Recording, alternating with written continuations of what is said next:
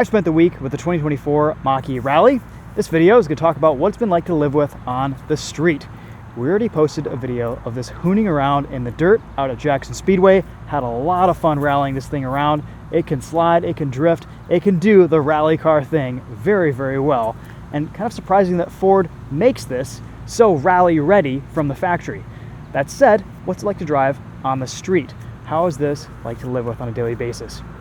Well, I think on first impressions, after spending the last few days with it, this is the best Mach-E that I've driven to date. It's the most comfortable, it's the softest riding, it's probably the most powerful too. This makes 480 horsepower and 700 pound-feet of torque. We have a set of Michelin Crossclimate 2 tires on here, which are the best all-round, all-season tires. These are in 235/55 R19s, so Ford gives us a lot of sidewall here, and still we get the big brakes because, of course, this is based on the Mach-E GT. The 2024 Mach-E does see a few updates with the refreshed model year. We've got a new electric rear motor, a bit more range in some of the trims, and faster charging. The Mach-E Rally has a number of unique elements, including a RallySport drive mode, this unique front fascia, a slightly revised front splitter for more ground clearance, and this is an inch taller than the standard Mach-E, still at only about 6 inches of ground clearance. Part of that is extra tire sidewall, and part of that is the revised suspension. We get full skid plating underneath, so that this doesn't get chewed up with gravel and rocks getting kicked up. This version has a set of Rally Armor mud flaps, and I assume this is one of the cars that spent a lot of time at Dirtfish at the launch of the Mach-E Rally. You can see on the side, it's pretty chewed up from rocks and gravel. This car only has 1,500 miles on it, and it looks like most of those miles have been driven in the dirt. We also get this fantastic spoiler in the back, very similar to what the Focus RS used to have, except we've got these swan neck mounts on the top here. Looks really, really proper.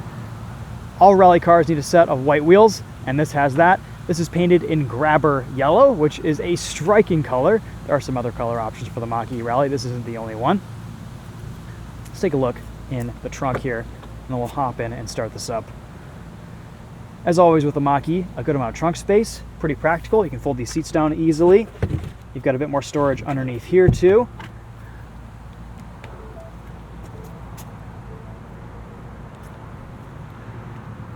The tailgate opens and closes pretty quickly, and you have these buttons to pop the doors open.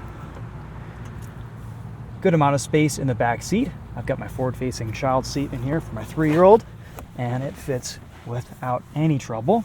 This is my driving position at 5'10", and I've got plenty of room to stretch out in the back of this.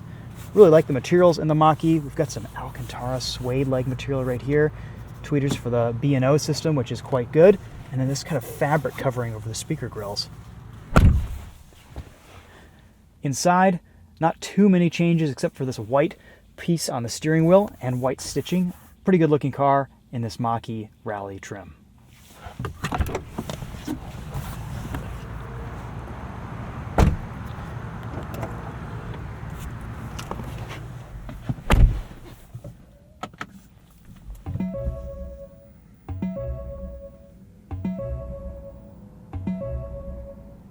Slightly more modern Ford chime there. Sounds pretty good.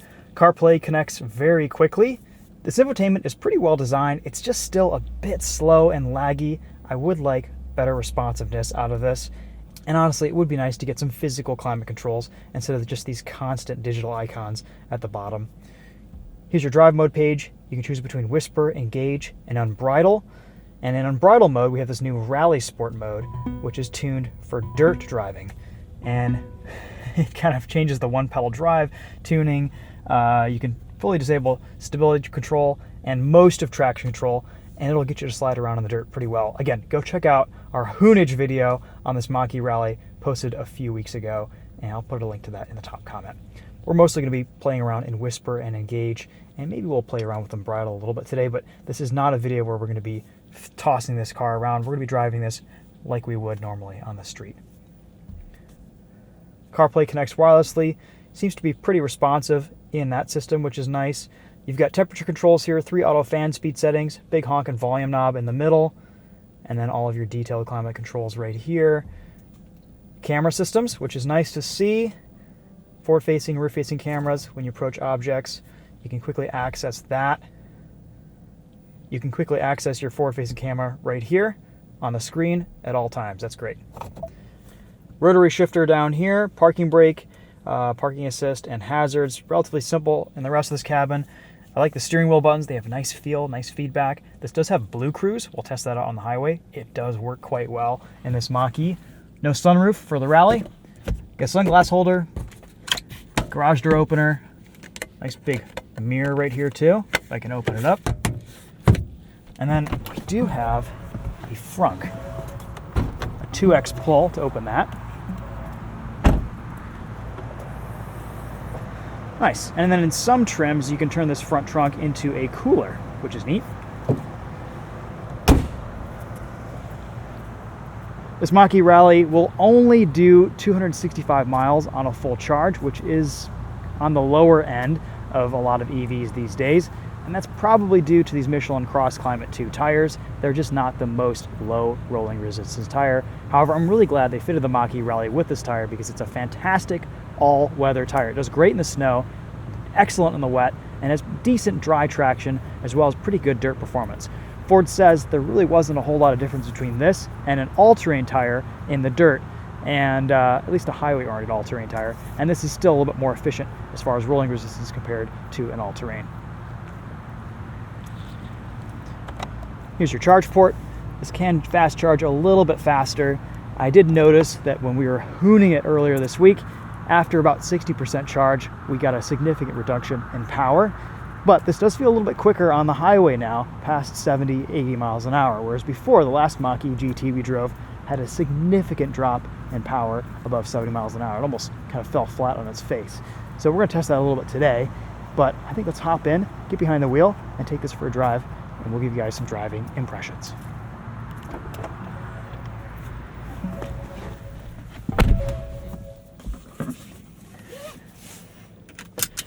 It's been a few years since we've driven a Mach-E, and I've got to admit, I've forgotten how much I like living with this on a daily basis. It's just a nice car to spend time in. The one-pedal drive system seems to be tuned a little bit smoother in this new 2024 model.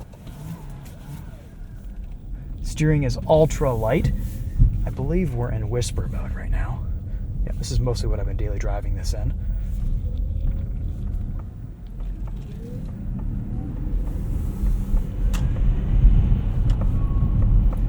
The biggest difference that I'm noticing with the Mach-E Rally is just the improved ride quality over the GT. It's so much softer, so much more compliant over bumps.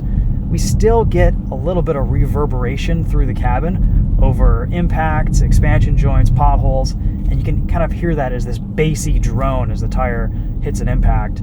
It's not terrible. It's not as bad as something like the BMW XM, but it is noticeable. But all the bumps are just so much smoother, and this Magneride damper setup is just fantastic. Ford has done a really nice job tuning these dampers. You get the occasional bounciness still over kind of the right size expansion joint on the highway, but for the most part, this Mach-E Rally is really smoothed out from a suspension tuning standpoint. Part of that, I'm sure, is the tire and the extra sidewall from these Crossclimate 2s, just taking kind of the harshness off of every impact. But the tuning here is so much better for daily driving compared to the GT.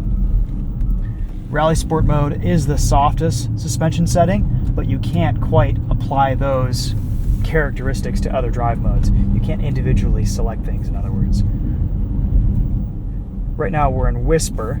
If we go into unbridle, that should stiffen things up a little bit, but still it's pretty compliant and pretty softly damped over these bumps.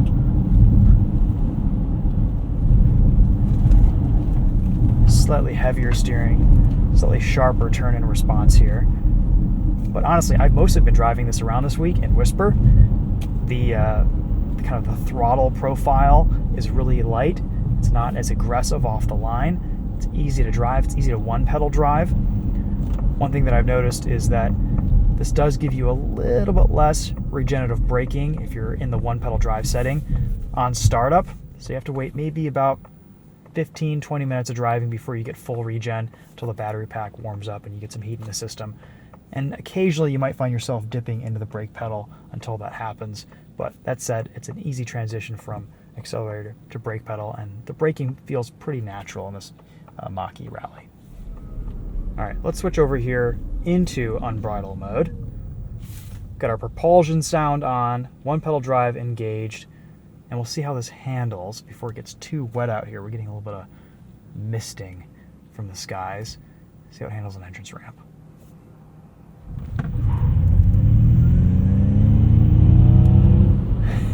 It accelerates so effortlessly.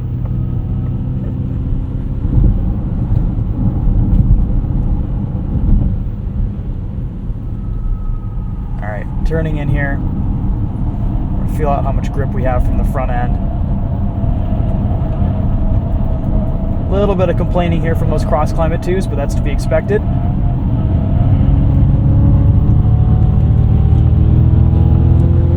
Traction control doing a nice job limiting our acceleration onto the highway back there. This does get pretty tail happy on throttle, as we discovered at Jackson Speedway earlier this week. All right, it says BlueCruise is available. We'll turn on our lane keeping system, and we'll see if we can get this to engage. Cool, look at that.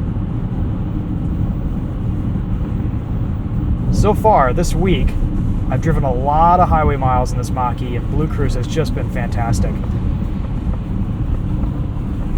It does a pretty good job with its lane changes. You can use the system up to 80 miles per hour. Keeps a pretty nice close following distance, and as long as you keep your eyes facing forward, it pretty much does all the work for you. Nice and quiet, nice and comfortable on the highway.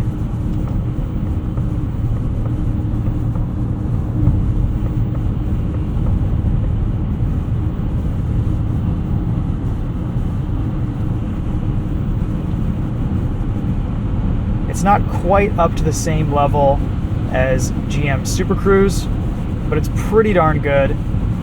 And as a hands-free driving assistance system, it's one of the better ones out there. You can see it's even working pretty well in inclement weather right now. That's not always the case, but it's doing actually a pretty good job, I think, because we have brand new lines on this highway.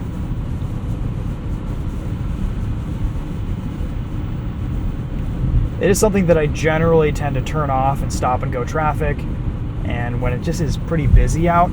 But if you're just cruising on the highway, going a long distance, kind of setting it and forgetting it, this is a great system to have.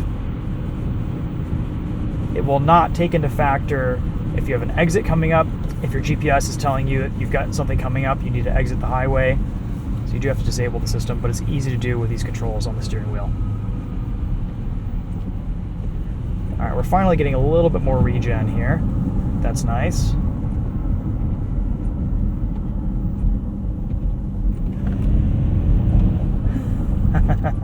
All right, we're back into unbridled mode.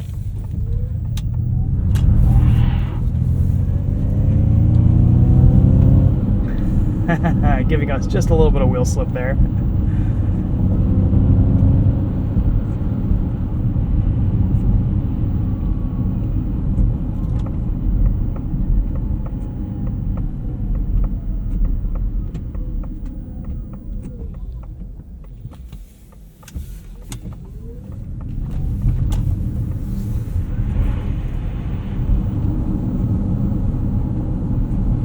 This is a genuinely nice and fun EV to drive. I love how lightweight the steering is. You do feel its weight occasionally around corners, and there just isn't a whole lot of mechanical grip here. But in many ways, that makes it more fun.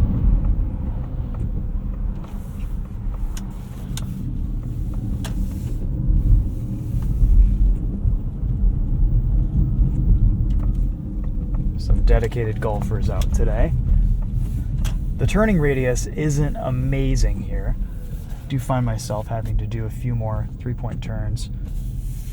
However, if you're really sideways and really crossed up in a drift, the all-wheel drive system does a really nice job of saving you with some opposite lock and a whole lot of throttle. All right, I spent a lot of time driving this in the rain this week, and the auto wiper programming works very well, a lot better than my Ranger Raptor actually. You've got a rear window wiper, which is nice to have. Pretty good visibility all the way around this cabin. And I can't remember if these are the same mirrors that other Mach-E's have, but they look a little bit rally inspired. They're slightly smaller, a little bit rounder. They look good. Also, first I wasn't too sold on this grabber yellow color, but it's growing on me. It looks especially good when it's got some dirt slung up on the side. See if we can get advanced track off here before this corner. One pedal drive has left us.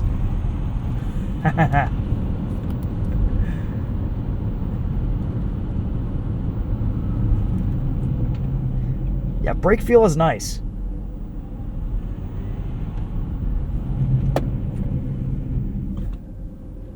Nice linear pedal effort. A bit less bite initially than you would expect, but you actually have some brake pedal feel. You can feel the pad on rotor.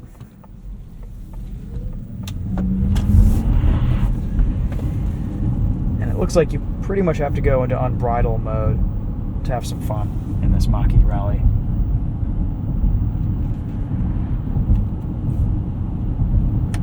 And whenever you switch drive modes, you have to redisable things. All right, let's do a little 0 to 60 here, and then we'll get on this entrance ramp.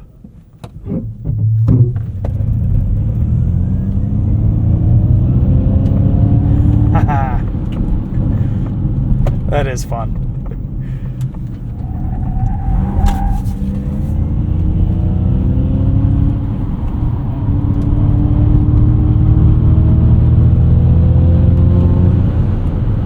Yeah, power does really fall off above 70 miles an hour. But that 15 to 60 mile per hour acceleration is just awesome.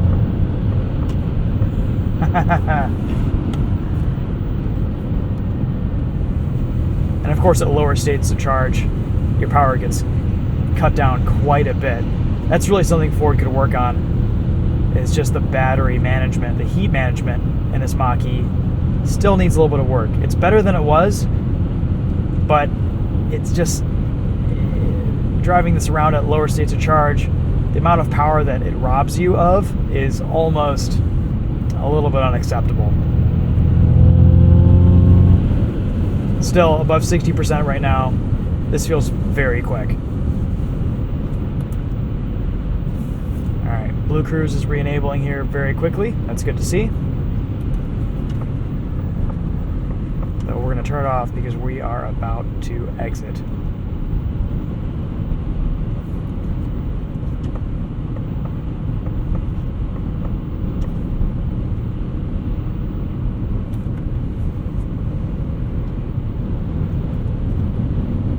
Let's see how this handles in whisper mode.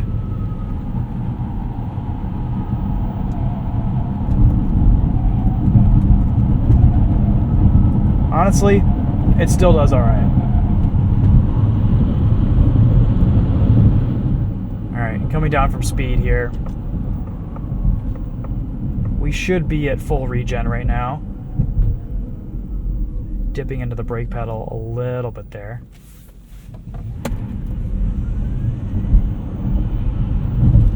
Yeah, the acceleration here from 0 to 60 is just nuts. It's so fun.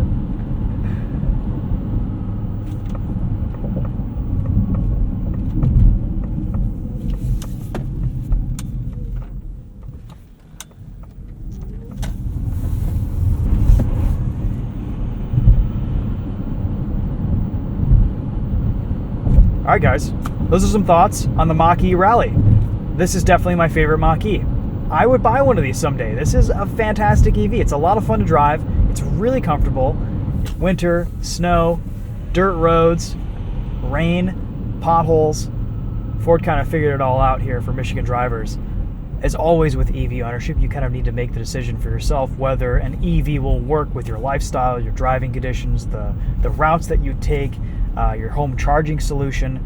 With something like this, you almost need a home charging solution. I wouldn't really want to rely on fast charging networks to keep this car running and on the road. Another disadvantage to the Mach-E is that you do lose a considerable amount of power under 60% charge. So if you're driving this to a destination to have some fun with and do rally things with, you have to kind of factor that into your day. And you know, when you do start hooning this thing around, it eats through battery like crazy. It's pretty efficient on the highway. It feels pretty good at 70 miles an hour or so. And around town, there's no issues with efficiency, at least on the routes that I drive normally. Though I'm not going super long distances. If you live out west where things are a little bit farther apart, you might run into some range problems with this Mach-E only having 265 miles on a full charge. So you just have to kind of plan ahead and know how you're going to be driving this vehicle, where you're going to be taking it, what you're going to be doing with it.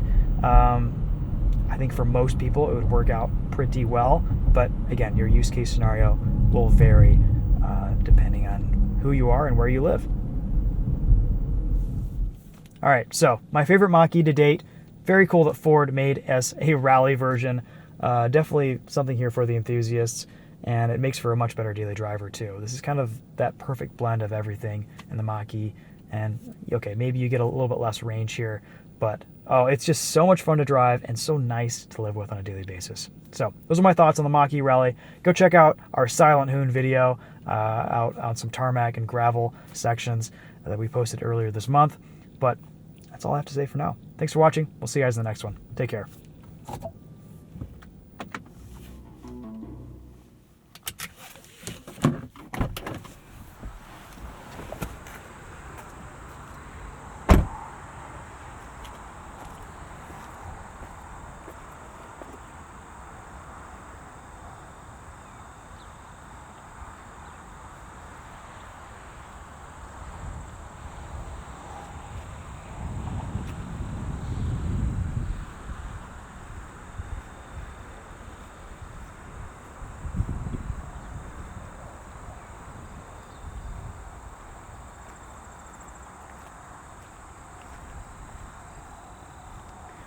These Crossclimates seem to be holding up well too. Lots of abuse also. And very little wear with all the sliding we've been doing in this week. Granted, it's mostly been on the wet, but still. This tire's really nicely paired with this car, and it's just an off-the-shelf Crossclimate too. It's nothing special.